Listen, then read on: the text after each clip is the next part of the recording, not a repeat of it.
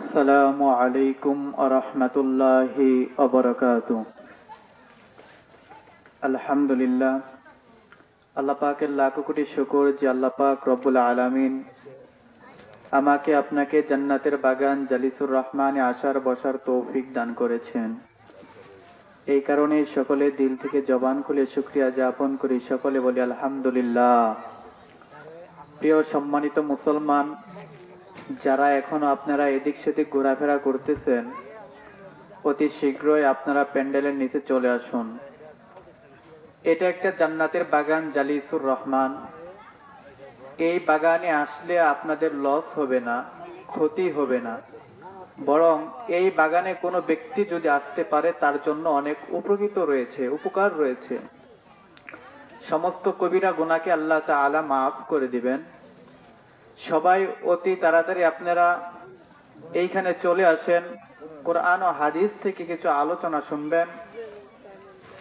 আল্লাহ তাআলা রব্বুল আলামিন এই আলোচনার শোনার মাধ্যমে এটাকে উসিলা মনে করে, উসিলা ধরে আল্লাহ তাআলা আমাকে আপনাকে জান্নাত দিয়ে দিতে পারে। প্রিয় মুসলমান, তার জন্য আপনারা সকলে অতি তাড়াতাড়ি চলে আসুন। আমি বেশি কথা বলবো না, ছোট্ট একটু একটা কথা বলবো, তারপরে ইনশাআল্লাহ আমি আলোচনা শেষ করব, কারণ নামাজের সময় হয়ে যাচ্ছে। প্রিয় সম্মানিত মুসলমান, হযরত নবী করিম সাল্লাল্লাহু আলাইহি সাল্লাতু ওয়াস সালাম, হযরত মুহাম্মদ রাসূলুল্লাহ সাল্লাল্লাহু আলাইহি সাল্লামকে 3 দিন যাবত খুঁজে পাওয়া যায় না।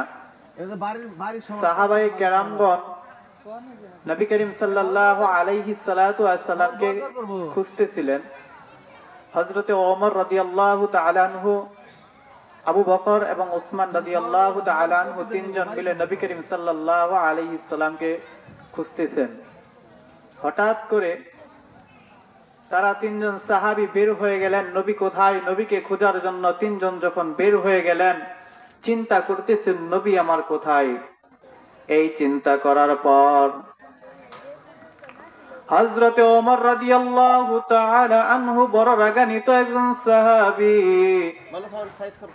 হযরত ওমর রাদিয়াল্লাহু তাআলা আনহু রেগে গেলেন, হাত থেকে তলোয়ার বের করে ফেললেন।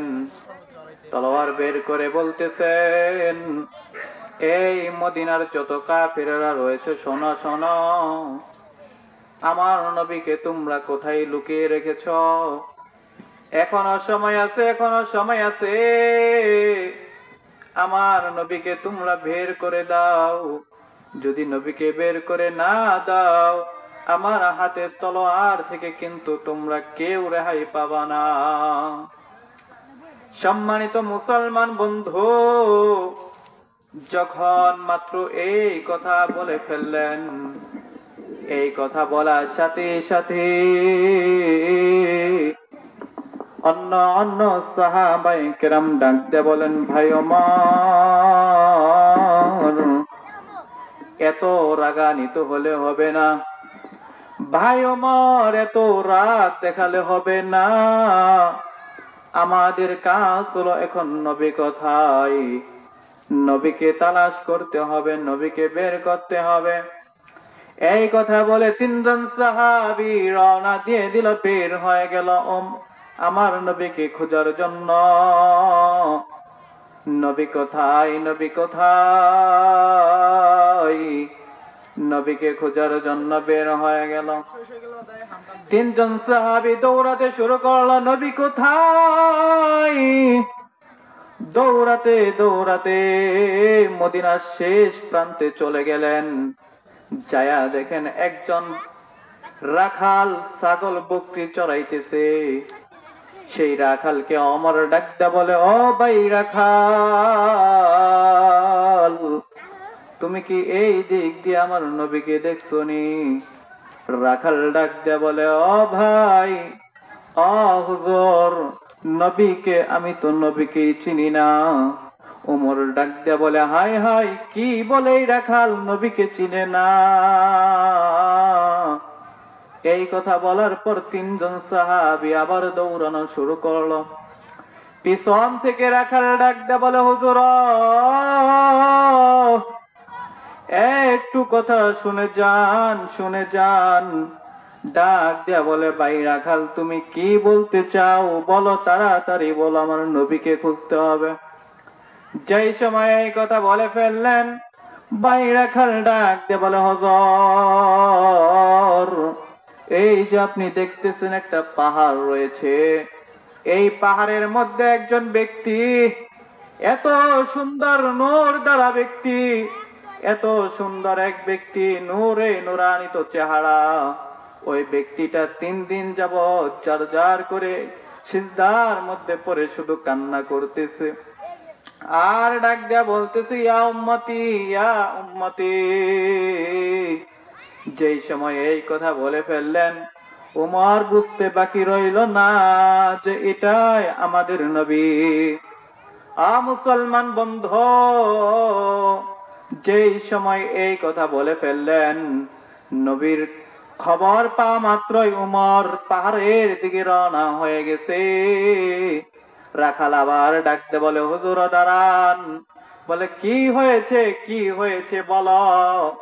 ডাক দে বলে, ও হুজুর, যত তাড়াতাড়ি পারেন ওই পাহাড় থেকে ওই ব্যক্তিকে তাড়াতাড়ি নিয়ে চলে যান। বলে, কেন কেন কেন? বলতেছে, হুজুর আপনি দেখতে পারতেছেন আমি এই জায়গার মধ্যে উট চড়াইতেছি, বকরি চড়াইতেছি। যেই দিন থেকে ওই ব্যক্তিটা ওই পাহাড়ের মধ্যে সিজদায় পড়ে কান্না করে, ওই দিন থেকে আমার এই উটগুলো, এই বকরিগুলো খাবার খায় না, খাবার খায় না। এই বকরিগুলো সিজদায় পড়ে কান্না করে। সুবহানাল্লাহ।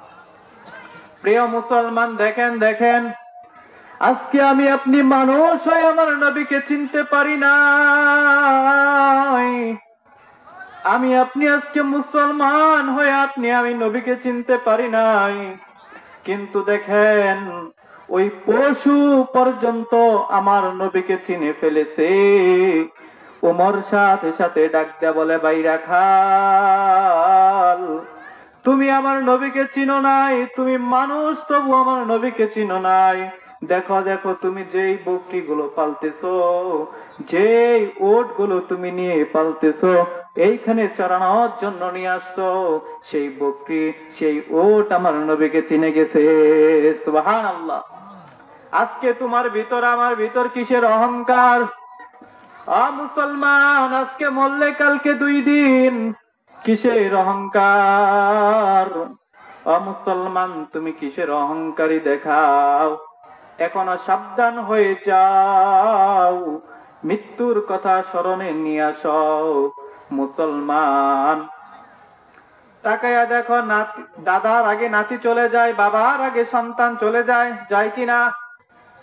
মুসলমান, সন্তান চলে যায়, বাবা দুনিয়ার মধ্যে থাকে। এর জন্য বলতেছি ভাই, সময় অনেক কম, এখনো সময় আছে, এখনো সময় আছে।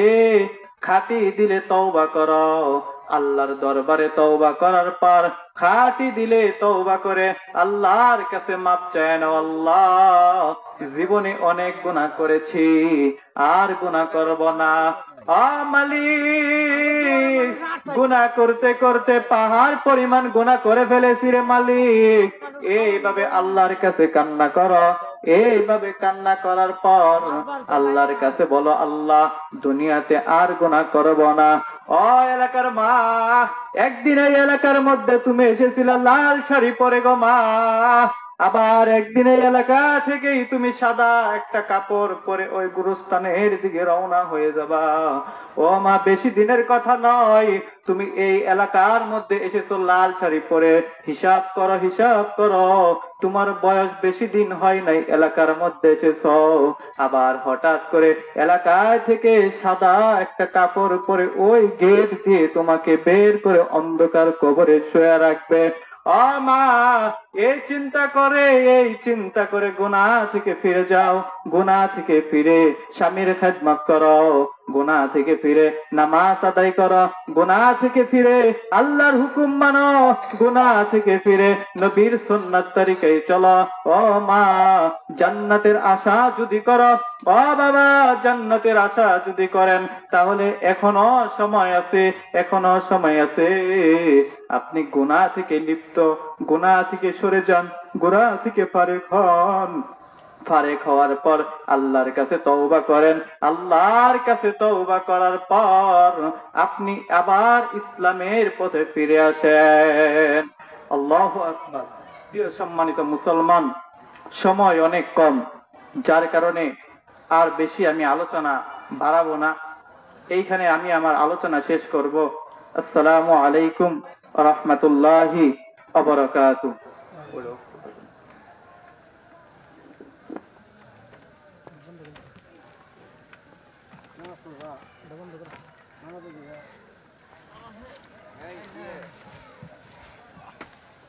দুয়ারে যে মানুষ আছে সবাই নামাজ বোঝাও। হ্যাঁ, রেডি হেডি আইতেছে না।